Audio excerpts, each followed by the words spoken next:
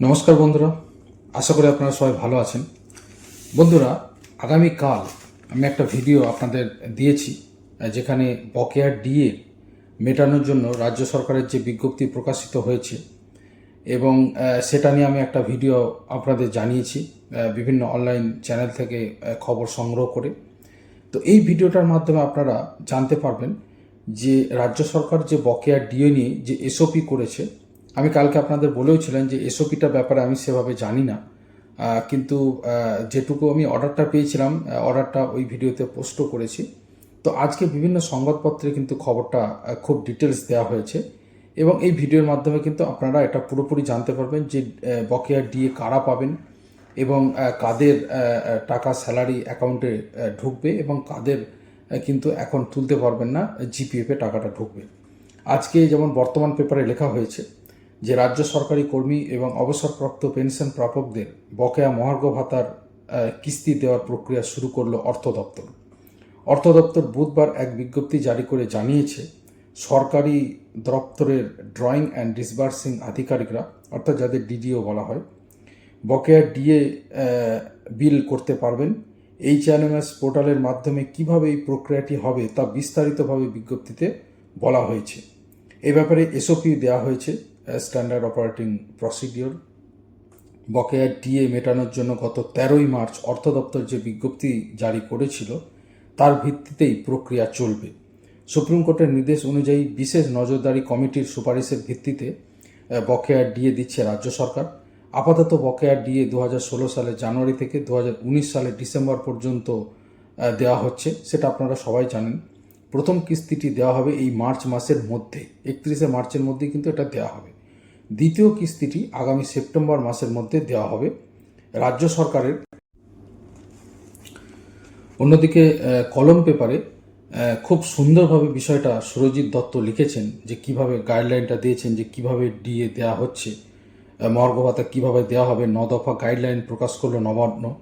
সেখানে সুরজিৎ দত্ত বলেছেন রাজ্য সরকারি কর্মচারীদের বকেয়া মহার্ঘ ভাতা বা ডিএ প্রদান নিয়ে এবার চূড়ান্ত প্রশাসনিক রূপরেখা প্রকাশ করল নবান্ন। দীর্ঘ প্রতীক্ষা এবং আইনি টালবাহানার পর সুপ্রিম কোর্টের নির্দেশিকা মেনে বকেয়া ডিএ মেটানোর দপ্তর ভিত্তিক প্রক্রিয়া শুরু করে দিল রাজ্য সরকারের অর্থ দপ্তর। কীভাবে এই বকেয়া ডিএ বিল তৈরি হবে এবং কোন পদ্ধতিতে সেই টাকা সরকারি কর্মীদের হাতে পৌঁছাবে তা স্পষ্ট করতে একটি 9 দফার বিস্তারিত স্ট্যান্ডার্ড অপারেটিং প্রসিডিওর বা গাইডলাইন প্রকাশ করা হয়েছে। নবান্নের এই পদক্ষেপের ফলে রাজ্য সরকারি কর্মচারীদের বকেয়া ডিএ পাওয়া নিয়ে যে ধোঁয়াশা সেটা অনেকটাই কাটলো বলে কিন্তু এটা কিন্তু অনেকের মত।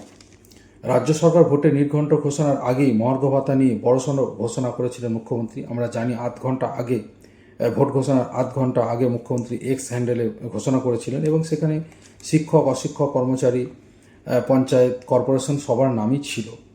অন্যদিকে যদিও অর্ডার না হওয়ার জন্য একটা প্রশাসনিক মহলে একটা ভয়ের ব্যাপার তৈরি হয়েছিল এবং জল্পনা হচ্ছিল যে এখনও পর্যন্ত তো অর্ডার হলো না, কিন্তু যাই হোক এই 9 দফার এসওপি অত্যন্ত তাৎপর্যপূর্ণ। ই গভর্নেন্স গ্রুপের প্রকাশিত এই অর্ডার অর্থ দপ্তরের 16ই মার্চ জারি করা মেমোরান্ডামে নম্বর 1029F ই গভর্নেন্স রাজ্যের সমস্ত দপ্তরের ড্রয়িং অ্যান্ড ডিসবার্সিং অফিসারদের জন্য সুস্পষ্ট নির্দেশিকা দেওয়া হয়েছে।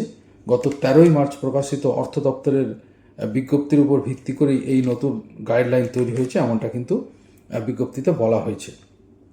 এবং এখানে বলা হয়েছে যে ডিডিওরা ধাপে ধাপে কর্মচারীদের বকেয়া ডিএর বিল তৈরি করবেন।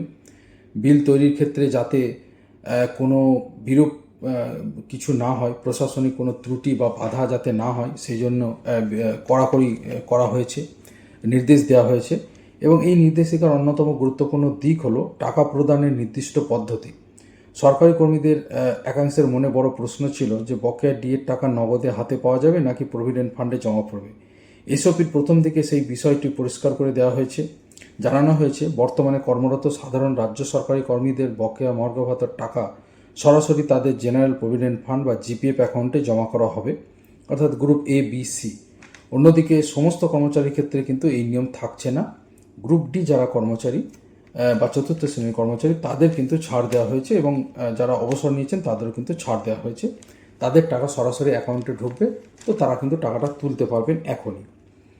অন্যদিকে এটাও স্পষ্ট ভাষায় লেখা রয়েছে, অন্যদিকে জিপিএফের বদলে সরাসরি তাদের নিজস্ব ব্যাংক অ্যাকাউন্টে স্থানান্তর করারকে সাধুবাদ জানিয়েছেন গ্রুপ ডি কর্মচারীরা, কিন্তু অন্যান্য কর্মচারীরাও চাইছিলেন যাতে সেটা তাদের অ্যাকাউন্টেও টাকাটা যাতে সরাসরি ঢোকে। কিন্তু যাই হোক, রাজ্য সরকার আর্থিক একটা সমস্যার জন্য এই সিদ্ধান্ত নিয়েছে এমনটা কিন্তু কর্মচারী মহল মনে করছে। রাজ্য সরকারি কর্মীদের বকেয়া মহার্ঘ ভাতা নিয়ে রাজ্য সরকার এবং কর্মচারী সংগঠনগুলির দীর্ঘ আইনি লড়াই চলেছিল এবং স্টেট অ্যাডমিনিস্ট্রেটিভ ট্রাইব্যুনাল স্যাট কলকাতা হাইকোর্ট পেরিয়ে সুপ্রিম কোর্ট অব্দি মামলা যায় এবং শেষমেশ কিন্তু সুপ্রিম কোর্টও কিন্তু রায় দেয় যে ডিএ দিতে হবে এবং মুখ্যমন্ত্রী ভোটের ঘোষণার কিছুক্ষণ আগে ঘোষণা করেন যে ডিএ দিতে হবে এবং এ ব্যাপারে এসওপিটা যে প্রকাশ হয়েছে সেটা অত্যন্ত গুরুত্বপূর্ণ বলে মনে করছেন প্রত্যেকেই। তার কারণ এই এসওপির ফলে কিন্তু যে একটা কর্মচারী মহলে যে সন্দেহ ছিল সেই সন্দেহটা কেটে গেল এবং যে ধোঁয়াশা ছিল সেই ধোঁয়াশাটাও কাটলো। আপাতত মার্চে তারা টাকা পেতে চলেছেন, এটা একেবারে পরিষ্কার। অন্যদিকে সেপ্টেম্বর মাসে বাকি টাকা তারা পেয়ে যাবেন এমনটা কিন্তু জানা যাচ্ছে। অন্যদিকে আনন্দবাজার পত্রিকায় যেটা লেখা হয়েছে সেটা অত্যন্ত গুরুত্বপূর্ণ। সেখানে বলা হয়েছে যে বিপুল সংখ্যক সরকারি কর্মচারী কি বাদ পড়তে চলেছেন। যেমন বলা হয়েছে, শিক্ষক, শিক্ষাকর্মী, পঞ্চায়েত, পুরসভা, বোর্ড, কর্পোরেশন, সরকার অধিগৃহীত, পোষিত মিলিয়ে বিপুল সংখ্যক গ্র্যান্ট ইন কর্মচারীদের আপাতত বাদ রেখেই আংশিক বকেয়া ডিএর অর্থ দেওয়ার প্রক্রিয়া শুরু করছে রাজ্য সরকার। নবান্ন যে আদেশনামা প্রকাশ করেছে তাতে শুধুমাত্র সরকারি কর্মচারীরাই এই আংশিক বকেয়ার অর্থ কিস্তিতে পাবেন এমনটা জানা গিয়েছে এবং এই নিয়ে কিন্তু শোরগোল পড়ে গিয়েছে এমনটা আনন্দবাজার পত্রিকায় লেখা হয়েছে। কর্মরত সরকারি কর্মচারীদের প্রভিডেন্ট ফান্ডে বকেয়ার আংশিক অর্থ কিস্তিতে পাঠানোর কাজ শুরু হচ্ছে। সরকারের আগের আদেশনামা অনুযায়ী সেই অর্থ নির্দিষ্ট সময় পর্যন্ত তুলতে পারবেন না সংশ্লিষ্ট কর্মচারীরা। অবশ্য পেনশনভোগী বা গ্রুপ ডি সরকারি কর্মীরা ব্যাংক অ্যাকাউন্টে সেই অর্থ পাবেন। তবে মামলাকারী সংগঠনগুলির বক্তব্য, সুপ্রিম কোর্টে সরকার যে নিজেই তথ্য দাখিল করেছিল সেখানে শিক্ষক, অশিক্ষক কর্মচারী, কর্পোরেশন, পঞ্চায়েত, যে সমস্ত কর্পোরেশন বডি অর্থাৎ অধিগৃহীত সংস্থা রয়েছে প্রত্যেকের হিসাব ছিল।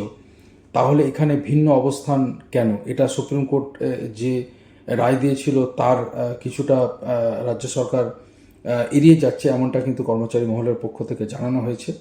2008 এপ্রিল থেকে 2019 ডিসেম্বর পর্যন্ত বকেয়া ডিএর 25% অবিলম্বে দিতে হবে এমনটা কিন্তু ঘোষণা করেছিল, এমনটা রায় দিয়েছিল সুপ্রিম কোর্ট। তো 31 মার্চের মধ্যে বাকি 75%ও মিটিয়ে দেওয়ার কথা বলা হয়েছিল এবং 15ই মে সুপ্রিম কোর্টকে সময় দেওয়া হয়। সুপ্রিম কোর্ট নিজে খতিয়ে দেখবে যে আদৌ রাজ্য সরকার মানল কি না রায়টা। তো সেটা নিয়ে কিন্তু ইতিমধ্যে কিছুটা রাজ্য সরকারের ভিন্ন অবস্থান। এ নিয়ে কনফেডারেশন অফ স্টেট গভর্নমেন্ট এমপ্লয়িজের সাধারণ সম্পাদক মলয় মুখোপাধ্যায় জানিয়েছেন, আজ না হোক কাল গ্র্যান্ট ইন এড কর্মীদের বকেয়া ডিএ দিতেই হবে সরকারকে, এছাড়া তাদের কাছে কোনো বিকল্প নেই। অর্থাৎ তিনি বলছেন যে গ্র্যান্ট ইন এড যারা কর্মচারী রয়েছেন অর্থাৎ পঞ্চায়েত, পুরসভা, বোর্ড, কর্পোরেশন, শিক্ষক, শিক্ষাকর্মী, সরকার অধিগৃহীত সংস্থা বা পোষিত সংস্থা যাদের গ্র্যান্ট ইন এড কর্মচারী বলা হয় তাদের কিন্তু আজ না হোক কাল তো ডিএ দিতেই হবে এমনটা কিন্তু মলয় মুখোপাধ্যায় জানিয়েছেন। এছাড়া আর কোনো বিকল্প নেই। শিক্ষানুরাগী ঐক্যমঞ্চের সাধারণ সম্পাদক কিঙ্কর অধিকারী বলেছেন, সুপ্রিম কোর্টের রায় অনুযায়ী মার্চ মাসের মধ্যে শিক্ষক, শিক্ষিকা কর্মীদের বকেয়া ডিএর একটা অংশ মিটিয়ে দেওয়ার কথা। আইন অমান্য করে আমাদের বঞ্চিত করা হয়েছে। সরকার বিভাজনের রাজনীতি করছে। ভোট আগে না ঝুলিয়ে রেখে ভোটের আগে পুরো বকেয়া না মিটিয়ে দিয়ে প্যাঁচ কষার ছক তৈরি করছে রাজ্য সরকার। কিঙ্কর অধিকারী কিন্তু সরকারের সমালোচনা করেছেন ব্যাপকভাবে এবং সেটা তিনি জানিয়েছেন এবং আনন্দবাজারেও সেটা প্রকাশ করা হয়েছে। তো যাই হোক, এই মুহূর্তে সরকারি কর্মচারীদের যেটা খবর তাদের কিন্তু ইতিমধ্যেই কিন্তু এরিয়ার শো করছে।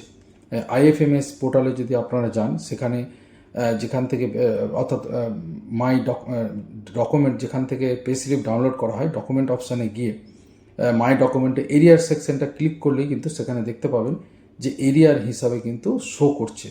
অর্থাৎ যারা গ্রুপ ABC কর্মচারী তাদের এরিয়ার হিসাবে টাকাটা শো করছে, যে যার যতটা হচ্ছে বকেয়া স্যালারি অনুযায়ী 2019 থেকে 2016 থেকে 2019 ডিসেম্বর পর্যন্ত সেটা শো করছে। আর বাকি 2009 থেকে 2016 পর্যন্ত সেটা তো পরে সিদ্ধান্ত রাজ্য সরকার নেবে এবং এর বাকি অংশ সেপ্টেম্বর মাসে পাওয়া যাবে এমনটাই কিন্তু জানা যাচ্ছে। অন্যদিকে এসওপি প্রকাশ হওয়ার পর অন্তত সরকারি যারা কর্মচারী তারা কিন্তু স্বস্তির নিঃশ্বাস ফেলেছেন এবং যেমনটা জানা যাচ্ছে যে শিক্ষক অশিক্ষক কর্মচারীদেরও হয়তো এর পরের মাসে বা পরের দিকে কিন্তু তাদেরও মিটিয়ে দেওয়া হবে, এমনটাই কিন্তু রাজ্য সরকার সূত্রে খবর।